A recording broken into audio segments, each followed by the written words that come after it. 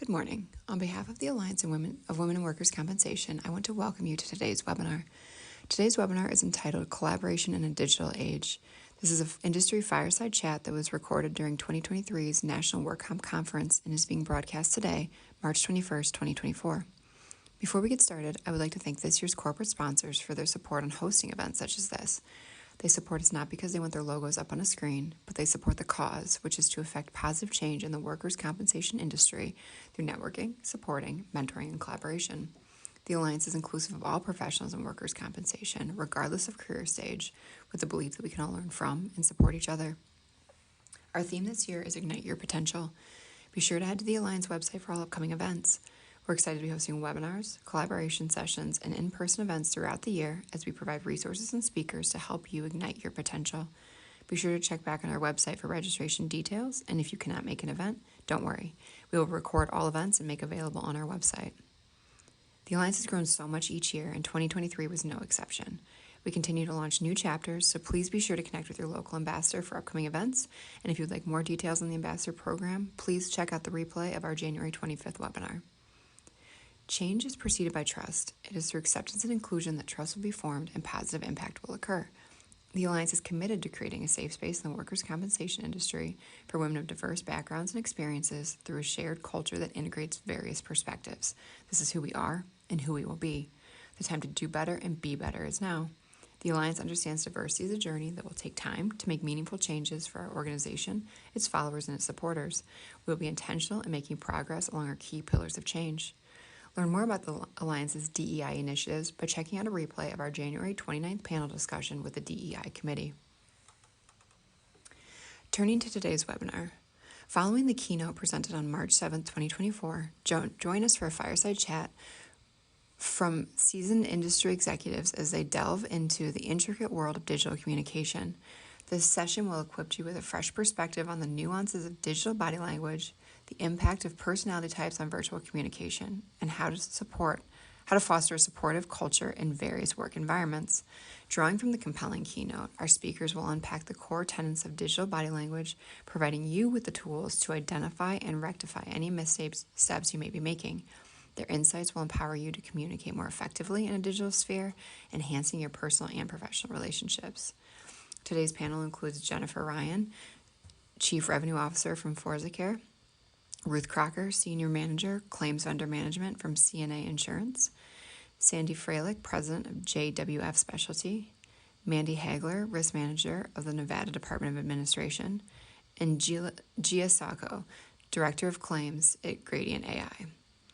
Although this is a pre-recorded session, please utilize the chat feature throughout the webinar with your thoughts and to engage with your fellow members. This topic impacts all of us and is only growing more pertinent every day. Thank you for the time you're spending with us today, and we hope you enjoy this webinar. Let's start off with introductions, who you are, where you're from, a little bit of background so that everyone in this room gets to know you a little bit. Okay.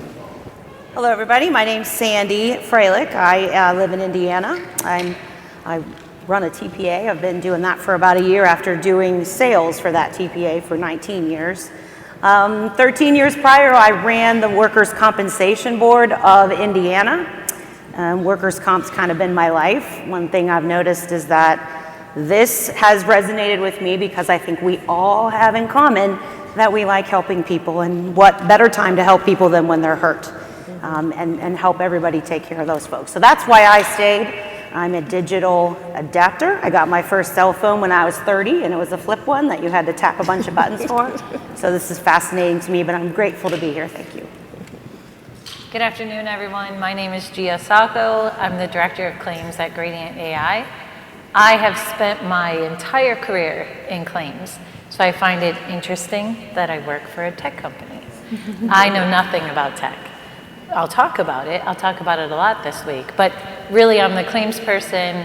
I've handled workers' comp and liability, and so really want to see how our industry takes that technology and our old school best practices and puts them together and makes something meaningful. I've had such a good time. I loved the session earlier and excited to be up here with my new friends. Thanks. Hi, good afternoon. My name is Mandy Hagler. I actually live in Carson City, Nevada. I'm the risk manager for the state of Nevada. but my background has been workers' compensation. I've been in workers' compensation for 33 years now, so I was 5 when I started. You're trying to do the math. But this really is my life. I always say that if you get into workers' compensation and you stick with it, it's because you're addicted, and I will go to Sandy because you're addicted to helping people. So I'm honored to be up here with these amazing ladies, and so I look forward to the discussion. Hello, everyone. I am honored to be here today also to join the panelists here, and I want to thank the Alliance for the invitation. My name is Ruth Crocker, and I have been in the workers' comp industry for 30 plus years. I also started when I was 5, yes. Kindergarten claims. Yes. I am a registered nurse. I started my career off in pediatric intensive care and also neonatal intensive care. And I, like a lot of us, I fell into insurance when I was 5 months pregnant with my oldest son, who will be 31 next month.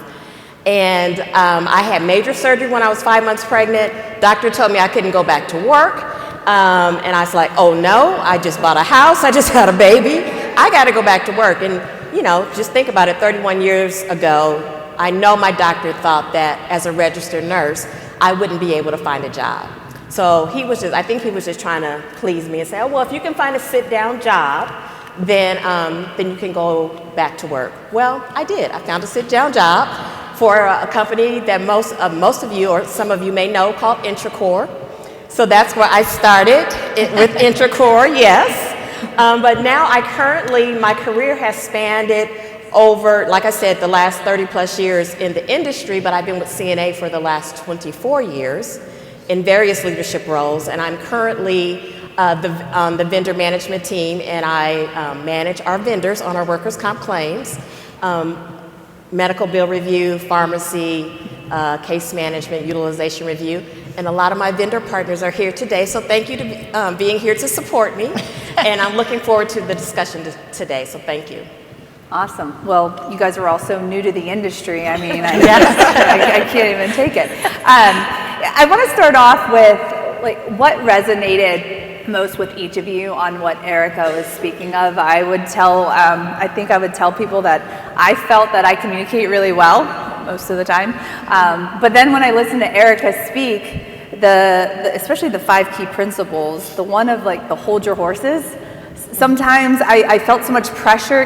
Sometimes you feel so much pressure to respond right away because you don't want to feel like, that what that person is communicating to you isn't important, or you had that idea oh my gosh, you have to respond by the end of the day, or that's what you were taught. So what resonated most with me was okay, you can kind of sit back, you don't have to respond right away, and think through. So I'm going to start with Sandy. Sandy, what resonated most with you? Well, to get vulnerable with everyone, I just experienced something that was really difficult. I have always believed that you can solve everything by communication, and I've always been an over-communicator in, of course, my mind. And, wrote tomes and tomes of things that were very, very clear, and people would say, oh, you gotta, have a glass of lemonade when Sandy sends you an email. But in the new frontier, we had a account manager, and we were working together for 10 years, and when we were having this conversation over and over through the pandemic, it became something different, our communication style. And I started to communicate more shortly because I thought that's what was required, to be brief and to not use people's time. And what happened very recently, still a little raw, is we had an exchange, or a couple of them, and I could tell something was a little bit wrong, and I couldn't figure out, despite all my efforts, how to really hone in on what's going on and how to ask her what's going on. And we had an exchange about something, and I said, oh gosh, I don't really think that's true. I think something, and how can I help you understand that? And I was having this very, what I thought, empathetic conversation. She went home, applied for a job, and took it. She had been in a really tough period of time for a long time, and it was really hard to understand that and communicate. And it made me really rethink all of the ways that I communicate and making sure that I'm being honest and genuine, connecting with everybody. And I think this has been so valuable. I know that was not about just one exchange, but it did happen. And it was very real and very relevant. So I'm really hoping to take a lot more of these communication styles, take time, pause and respond, and make sure that we're really, listening to people and understanding where they're coming from. Yeah, I think that's key, is to take time, pause, and look at where the other person is coming from. And because we all have things going on in our lives that we sometimes forget when we're at work. We're just so heads down in work and we're responding really quickly, and then you forget we all have lives, and you're looking at it from a different perspective. So thank you for being vulnerable right there. Gia, what about you? What resonates with you the most? So I really like the section on the email or the text and the tone, and not really being able to recognize that, or how much I read into things all on my own, no help from anyone. And so in my house, if you say the word sure, it's usually met with an eye roll and a sure. But most people, sure is like, sure, I would love to. So I find myself, if somebody sends that response and I'm like, okay, why? What's wrong? What did I say? And so I realized, and I love that whole part about the wasting time, or that it added 5 hours and 6 hours in the next day, and then you ultimately end up with a phone call. So first, my actions and how I read into things, but then also what I do to keep that behavior going on accident. So when we talked about the exclamation points, I think I need to go back to school and learn how to use them, because I'm excited about everything. And now I started doing like 3 or 4, or I've done an exclamation, a question mark, and an exclamation, which means I'm happily confused all the time. So I really want to just do better communication and do a lot of the best practices. Yeah, no, that's great. Mandy, what about you? So I'm going to go back to Gia's. Mine was also, I thought the slide where it had okay, all in capitals, and the K, and I especially like the KKK, smiley face. So I think trying to understand the different generations that utilize those mediums, I use punctuation, grammatically correct in my text messages, and my daughter is always like, Mom, and I'm like, what? Like the period. I now realize why she says don't put a period after it after today. So I will go back and tell her I get it now. So I think that resonates on how you communicate in different mediums and making sure it is clearly communicated what you're trying to say, or when you're reading it. Mm-hmm. So Ruth, I'm going to follow up with you. What resonates with you the most? Well, a lot of it did, so I'm just going to say that. A lot of good nuggets. But one of the things that I really thought about was clearing the deck on emails, where you have all these string of emails and you're just responding to those emails. Really taking the time, one, to read through the string, right? Because sometimes people change names and you don't realize there's people on the email string or ad names who may not need to hear what your response is or see what your response is. And also to change the subject line, because you have the RE, the forward, and all that. Change the subject line so that the reader, recognizes, is this urgent? Is this something that I need to read right now? And also the bolding, if you want to bold and underline something that you really want the reader to see, to do that. So when I thought about it, because I just had an experience the other day where I received an email, and I want to say it was probably 4 or 5 weeks worth of emails that were just forwarded and forwarded and forwarded. And when I was reading the book, where's Aaron? When I was reading the book, I said, wow, I should have read this book a month ago. And I would have changed the subject line and also possibly just stopped it right there and set up a call. Mm-hmm. Because a lot of times when you have all these forward, sometimes it's just time to just stop, pause, pick up the phone, and have a conversation. Mm-hmm. What I love about this topic is there's tips, easy tips to implement in your life that can be such a profound impact on how we communicate and digest the information. You know, when they were talking about the text back and forth, and then you go to bed and you have 12 hours of anxiousness.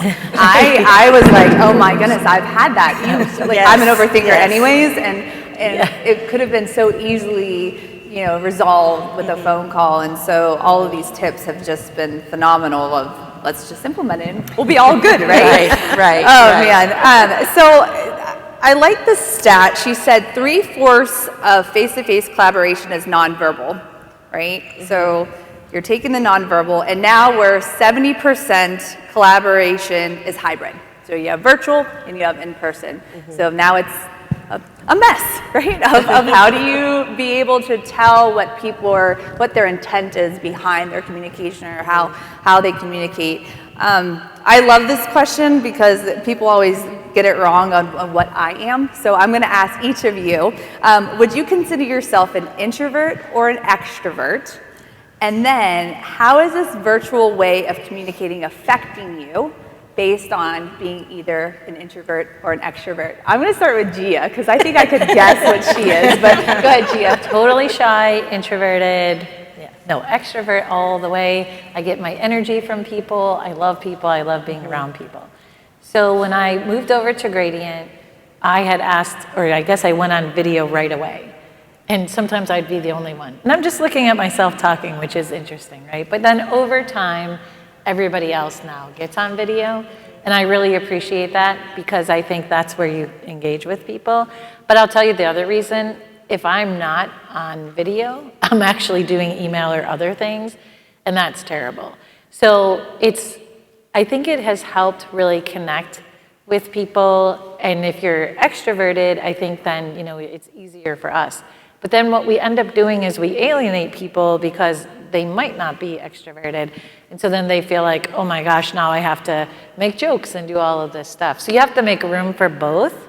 I have an engineering team, and so there's many diverse personalities, and I really had to learn to do that, to make room for someone who might be quiet or want to be more thoughtful, and maybe tone it down a little bit. For me, just peel it back a bit. So Ruth, introvert, extrovert? Definitely an extrovert. I am the social butterfly. I'm always the one that wants to make sure that everyone is doing okay. I'm the one that's always keeping the live chat going. So I just love being around people. Hence, that's probably why I became a nurse, to help people. I love helping people. But I also realize and understand, like you said, Gia, there's a lot of people who are introverts, and they don't want to hear from you. They don't want to say anything. And I take notice of those people, and I reach out to those people individually. Even before a meeting, I may reach out to them individually and say, hey, we're going to be talking about this in our meeting. What do you think about this? I'm also, I didn't mention this, but I'm also the co-chair for our Empowering Black Professionals, one of our ERGs at CNA, and we have over 800 members, including our global partners in the UK, in Canada, London, and so really trying to understand all of those different personalities when we're on conference calls can be a challenge. But I always try to take note of those who are on camera, their body language, and even those who aren't on camera, but they're communicating in the chat. What are they saying? How are they saying it? So I really try to just reach out and touch people. There's a song, y'all want me to sing? Reach out and touch, somebody sing? And really that's what I try to do. I could sing for y'all because I do know how to sing. Really do try to reach out and touch people and make people feel comfortable. So that is the extrovert in me. And I'm married to an introvert, so yeah. That's a whole nother discussion. It's a whole nother discussion. Tomorrow at 4 p.m. Opposites attract, right? Yes. Mandy, introvert, extrovert? Extrovert. So, like these ladies have said, I get energized by being around other people. So during the pandemic, going to a platform of virtual meetings was at first it was a blessing, right? Everybody got to go home. It was a novel idea. I worked for the state government. That was never even on the radar.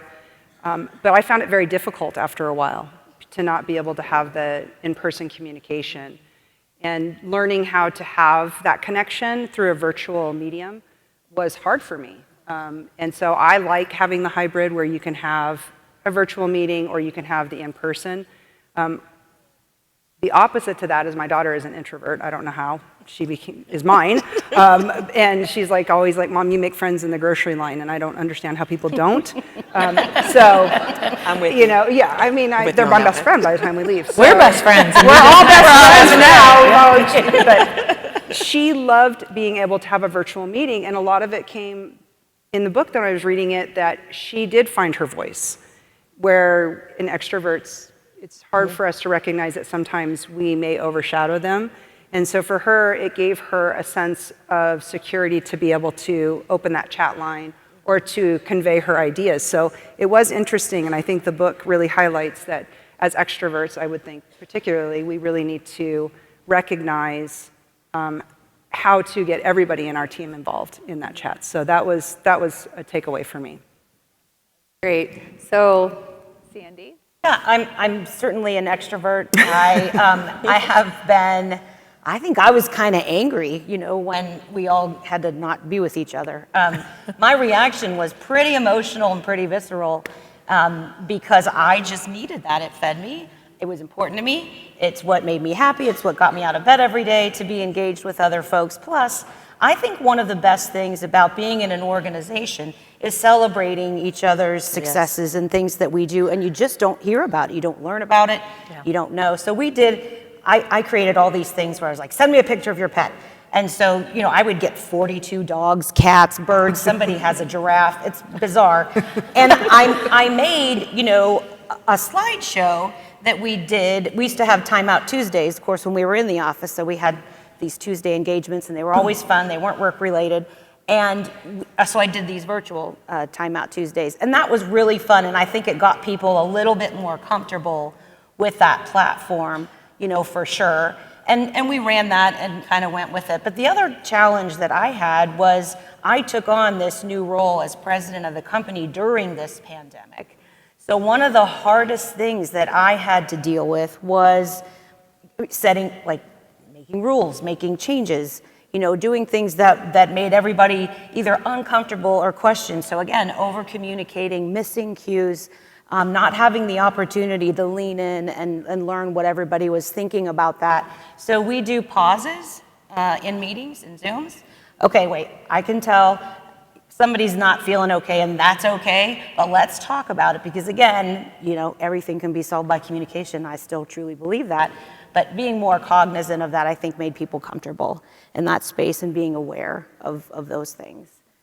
Plus listening to my 26-year-old daughter, who is an introvert, who would tell me— How does that happen? Yeah, I know. Mom, sometimes you have to stop talking to understand what's going on in the room.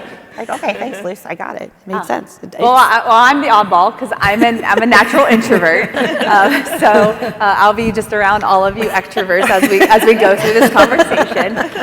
Sandy, you kind of lead it into, you know, from how you felt to things that you implemented within your organization. So I'm going to take that piece and I'm going to add a little bit to it. I would love to know from each of you within your own organization, are you 100% back in the office? Are you fully remote, or are you hybrid? And what are some things that you have done within your organization or within your specific role and position to help build a culture that drives towards team collaboration within this new environment? So, Mandy, I'm going to start with you. Okay. So we just had elections for the governor, and one of the first executive orders that Governor Lombardo signed was that the state of Nevada would go back to 100% in the offices.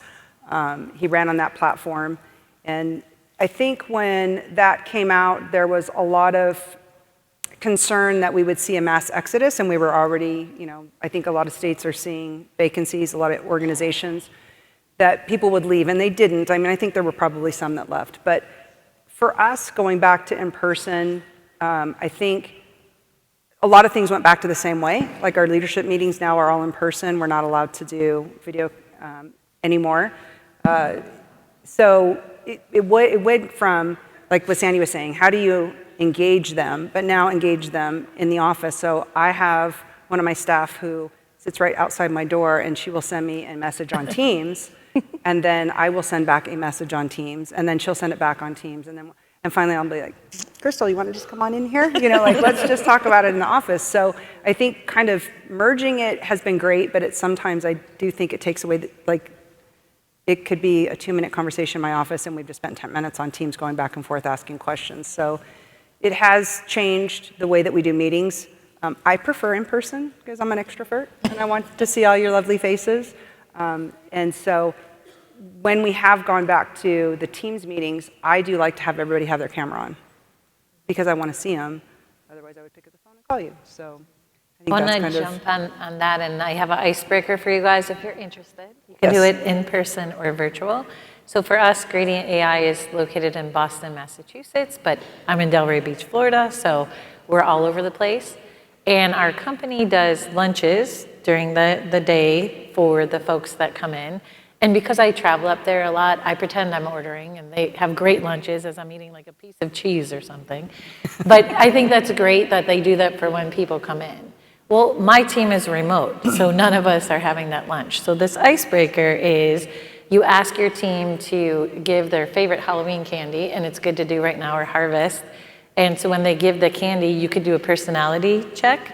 And I'll even send you the PowerPoint I just did, because most people like Snickers, Almond Joy, normal candies.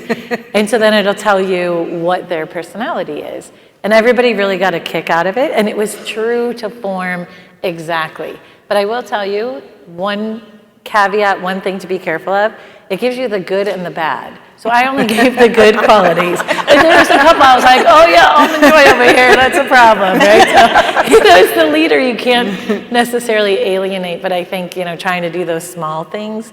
So anybody interested, but I'll send you guys the deck, but kind of fun. Candy personality. Who knew candy bars was a personality? And if you see me this week, I'm M&M's. So if you're M&M's, you're like life of the party, like let's connect. Ruth, tell me what you guys are doing at CNA.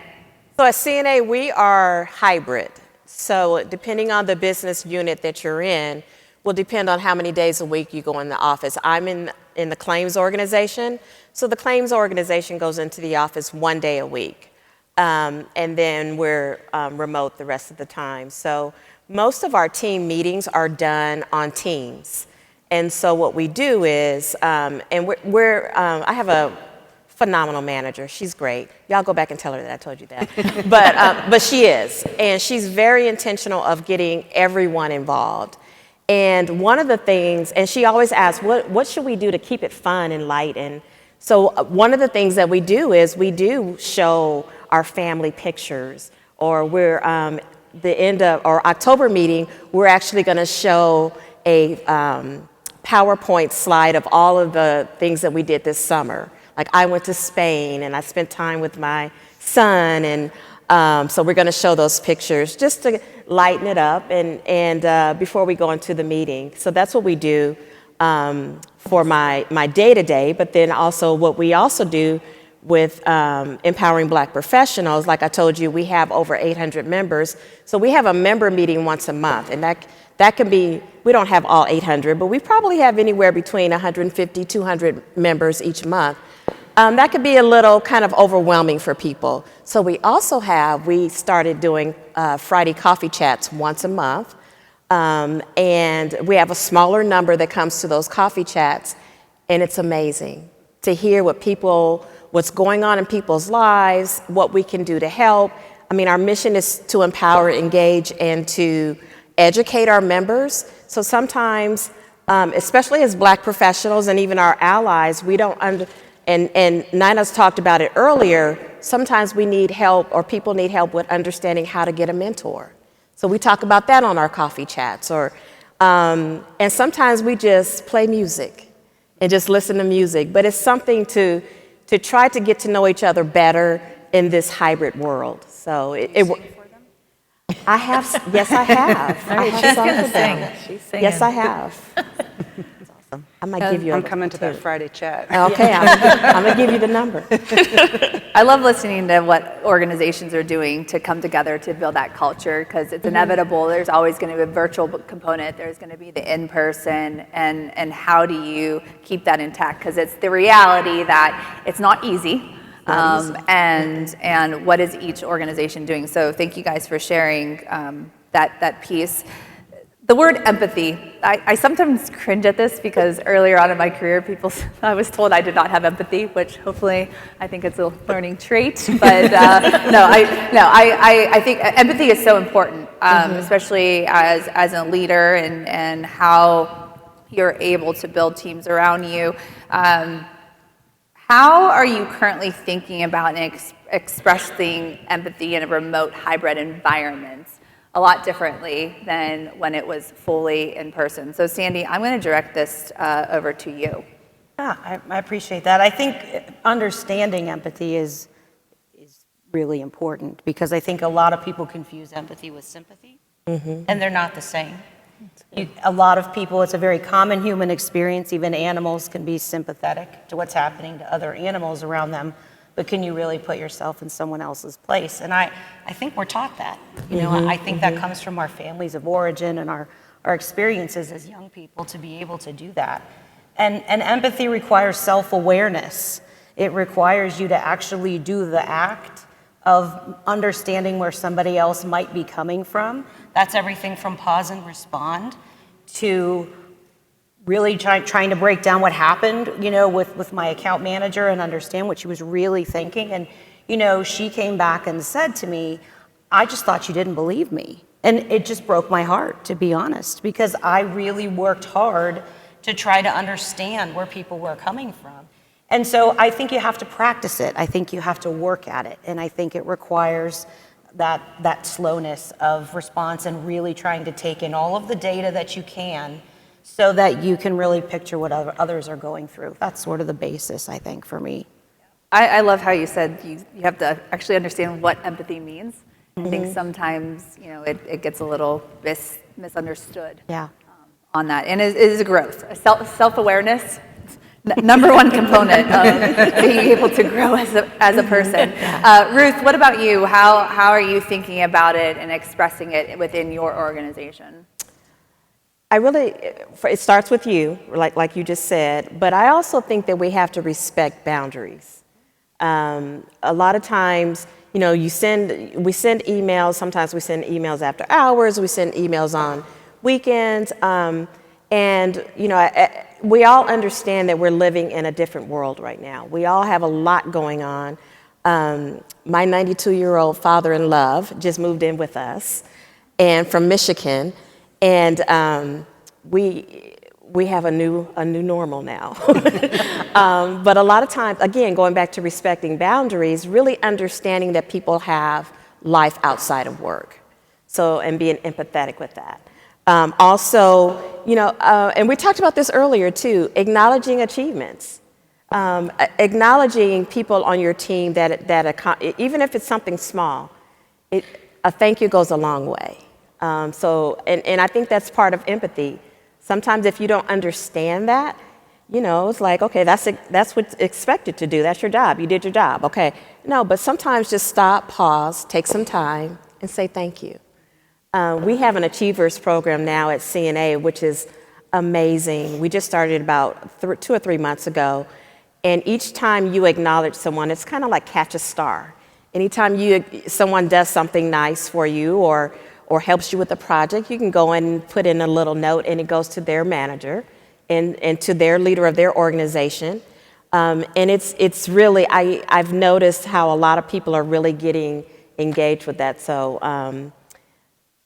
but I want to take it back to yourself. Let's just start with self. And then also meet people where they are. Mm-hmm. Everyone's not where you are. Meet them where they are and respect that and treat people with dignity and respect. Erica was talking about, the introverts or the extroverts, or those that are new to entry versus more tenure, and being able to speak within a group, especially on the virtual platform, right? And then opening it up for the chat and having that space. we as leaders and within the organization, we really try to create a psychological safety where people can create within the teams. They feel heard, they feel that they have space to do so. So I'd like to ask Gia, kind of share your best practices as you're leading a team and calls to be able to have the individuals be able to speak openly and to be heard and not be feared of their opinion or to be shut down. So what are you guys doing at Gradient AI in that capacity? Sure. I'm going to step back into a different part of my career. I worked for Whole Foods Market for 10 years and was the risk manager there. And Whole Foods was an amazing place because if you know the store, if you know how food is sourced or how much food matters, there was also this very much a servant leadership. So you were taught to lead with love. Now, it was also totally chaos because if you were leading with love, then everybody had an opinion. I remember one time we voted on something that was a law, and then somebody raised their hand and was like, I disagree. And I was like, but it's a law. Like, okay, we'll put you down. It's fine. So I learned from that early time to really engage people. And then I went back to Gallagher Bassett after Whole Foods because I really wanted to bring this risk management and the claim stuff back together. And I was working on this team, and I noticed a quiet person. And so I thought, I'm going to make his day. I'm going to make sure I get his opinion out there. And so I asked him a question. And he waited a really long time to answer. And so I thought, wow, he's so thoughtful. And then after his answer, I said, hey, thanks so much. That's really great. I really appreciate it. And he said, well, I'm not really sure I know how to answer you, so I hope that was okay. And I said, yeah, this is dialogue. It's, I'm just doing a pulse check, just checking. And so a week later, I get a call from his manager, and I freaked him out because of the language barrier. Now here I'm thinking, I really was helping him. He wanted a leadership role, so I'm drawing it out of him. I mean, ruined it because he felt like this person asked me a question I wasn't prepared. And it stuck with me. So in both sides of that equation, lead with love, learn how to communicate, and then again, back to this piece. So a lot of the things that we do at Gradient is, one, we make sure that we have all hands meetings. So our CEO is always talking about what we're doing as a company and making sure we're engaged. And then we do an activity, but in a small group. So that makes people more comfortable. And then for me personally, I now look for that introvert because I never want to make someone feel bad like that again. And so I think, Ruth, you had said you'll even call people beforehand. So I think the agenda is important. And then we start our team call with, does anybody need anything? And then at the end, throughout the middle of the call, I will say, I need a chat or a response so that I just know how you feel, because I'd hate to end this call and not know where you're at or what you're thinking about. And some people will chat and some people will talk. And now, when I first took over this team, my boss had said, when they don't talk back to you, don't worry about it, that's just how they are. Now it is an hour of back and forth all over the place. So I think, again, the best practice is to learn who's on your team or who you're communicating with, make that comfortable space, go the extra mile, but then just give different mediums. And then my last best practice is I assign someone to watch the chat so then they could stop at the right time and say, hey, Gia said this, or John had mentioned, do we have time to do that discussion? Thanks for sharing that piece about calling someone out, because I think sometimes we're told to give people space, ask them, call upon, because the introverts won't raise their hand all the time. But in reality, if you call them and they're not prepared, they have more anxiety over answering than us, preparing them or giving them that space in a different manner, right? Ruth, how do we look at psych safety and implement it throughout communication? What are you guys doing? Well, first I want to just kind of define psychological safety, right?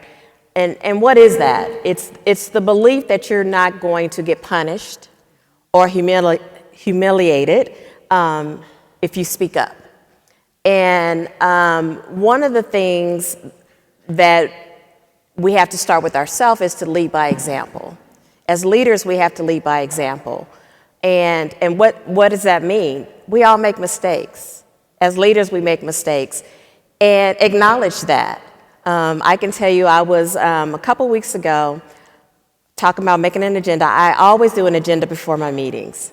But I just got caught up. Before I knew it, it was Friday. I was having a meeting, and I had zero agenda. So what was I going to do? I said, you know what, Ruth? You're not going to get on this call. You're not prepared, so you're going to cancel the call. And then I had to pause, and I had to stop and say, wait a minute, Ruth, you're human. So I got on the call, and I apologized to my team, and I said, I'm so sorry I don't have an agenda. I know what I need to talk about, but I don't have an agenda, and I just want you to know, you know what? And I'm okay with that, because that's going to happen to you sometimes. And just to show that, you know what, I'm human. And I told them that I was going to cancel the call, and they're like, you're kidding me. And I was like, no, I was.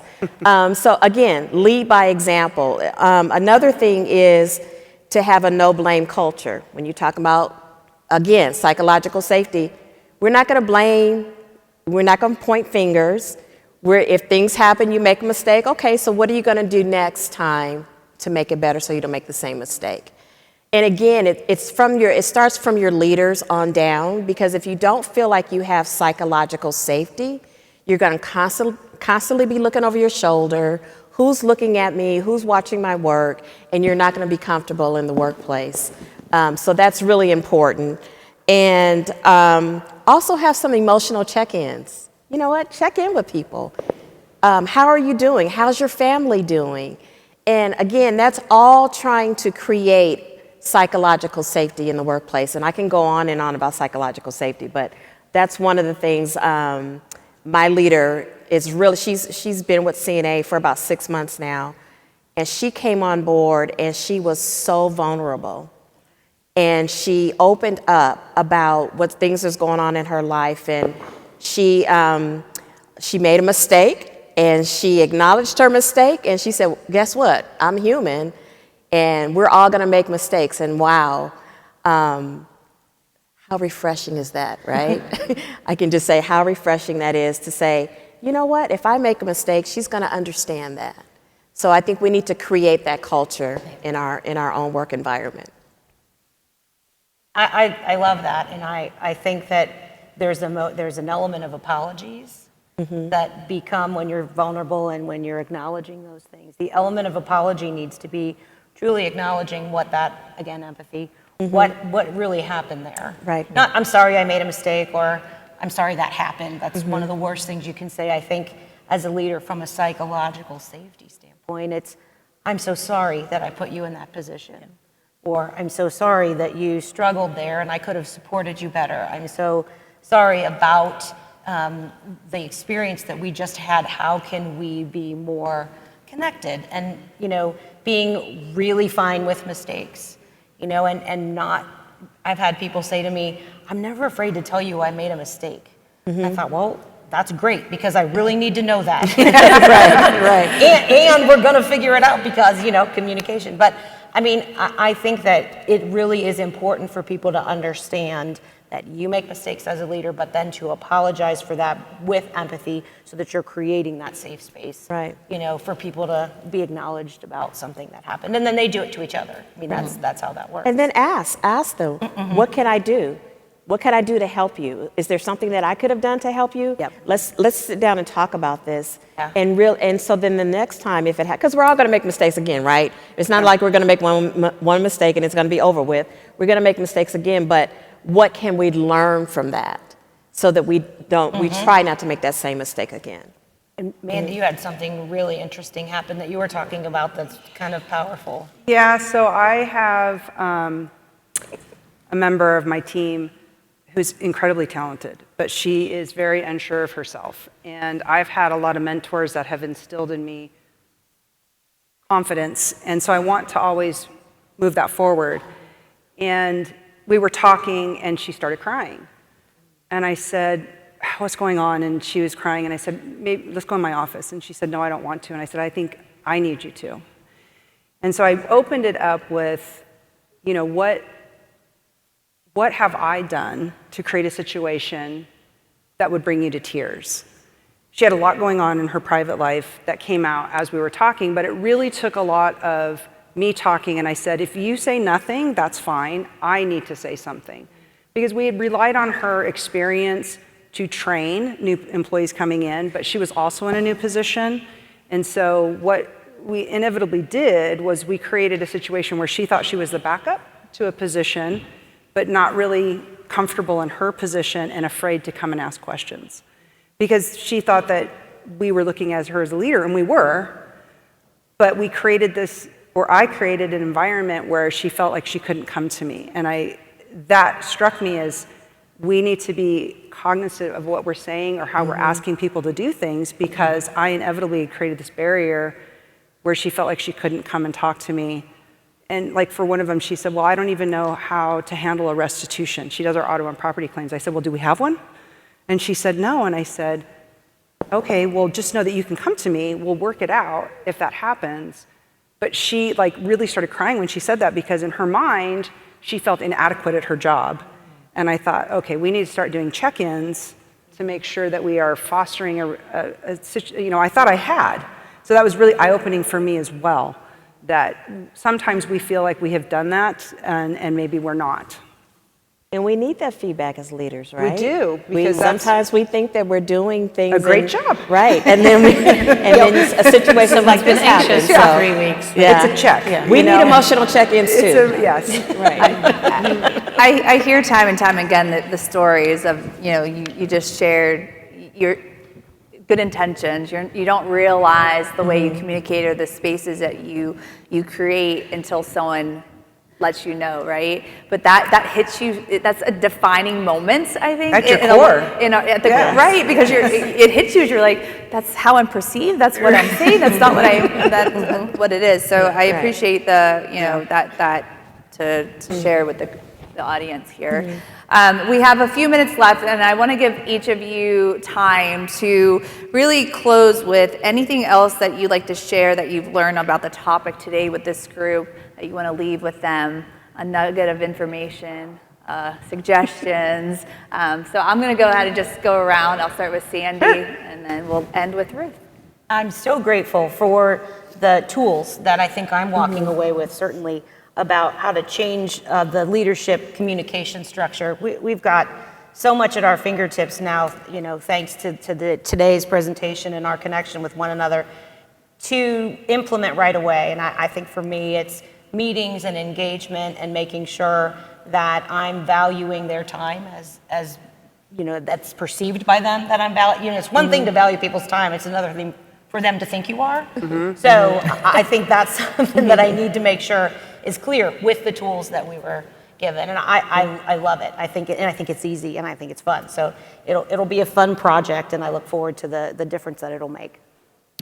I think for me, I feel like I very much looked in the mirror from reading the book and then listening and thinking about, again, my style. I have a very big job, we all do, and I have a lot of meetings, and so I do I do a lot wrong, actually. I probably need to have a one-on-one with Erica because I'm answering a text during a video call, and and not because I think my time is so important, but just that there's a lot to do. So I think that we, especially as women, because we're wives and mothers and friends, and we do things outside of work. So I think when we, the whole put the oxygen on yourself first so you can help others, we really have to take care of ourselves so we can be good communicators. We're not good to anyone when we're not good to ourselves. So I think, if we use this book and we use a lot of the best practices to help us so we can help others, I think that's the right thing to do. Get the book. I think it is eye-opening, especially in this day and age. I'm a digital adapter. I will tell this story, and everybody at the table was quite amused with this. I did not get my first iPhone until iPhone 7, and that's because my BlackBerry broke. And my family was mad, and I was mad my BlackBerry broke. So, I think I'm behind the curve to Ruth, she does all her tech in her family. My son finally put me up on Instagram and Snapchat, so I didn't even put them on. And so, I think moving forward and now just learning how to utilize that medium across different levels. And I think even in person, I think the digital helps in just from what we think we're doing correct, maybe to another generation is not. And so I think it was enlightening, not even just on the digital platform. I think it brought me back to just that communication style that we have to have with our audience, whether it is digital or in person. And I think for me, ditto, buy the book. And I have committed to, I was sharing with the ladies earlier, I have committed myself to purchasing the book for my team.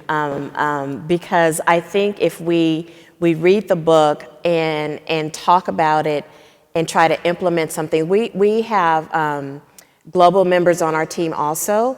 And so really understanding different cultures, how they communicate, how we can communicate together is so important.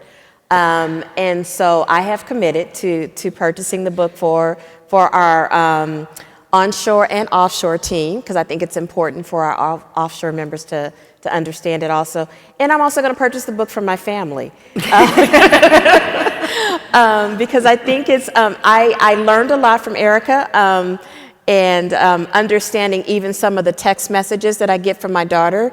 I have a daughter who's in graduate school now. She sends me text messages, and I just learned today what KKK means, because she sends it, I pretend like I know, but I didn't know, but I know now.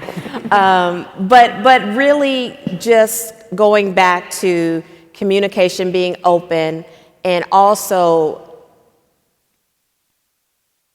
and I'm pausing because I want to say this correctly, meet people where they are. Really think about that, and really think about all the things that people have going on in their life. And communication is so important, in person, email, texting, but sometimes people aren't where you are. So don't take offense to that, right? Don't take offense if someone doesn't respond to an email right away. And there's one thing I wrote down, and we didn't talk about this, was the 5-second rule. When you're in a meeting and you ask a question, wait 5 seconds before speaking. So just really consciously think about, 1, 2, 3, 4, 5, because sometimes people are thinking about their responses, and sometimes we don't like that long pregnant pause. Am I dating myself when I say pregnant pause? You can't say that anymore. You can't say that anymore. That's not allowed. I know, we can't, right? Sorry. But the 5-second rule, just really pause. And because sometimes people are thinking about it, or sometimes people don't want to respond because they think somebody else is going to respond. And that was one of the things that I really resonated with me when I was reading the book, is really to do that, because I don't like silence.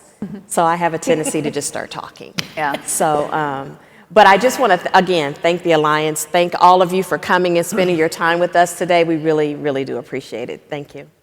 Well, ladies, this has been a great conversation. We could probably talk for hours on end, but thank you for the time you spent. As we've all said, we have the book you can buy online. We have this session recorded, so if you know people that have not been able to attend, we'll have this on demand as well as the webinar. We are going to give about a 5-10 minute break, and then we're going to wrap up with Dion, or right now we're going to wrap up with Dion. Yeah, all right. So everybody that has raffles and silent auctions, I'm going to hand it over to Dion and start that piece. So thank you.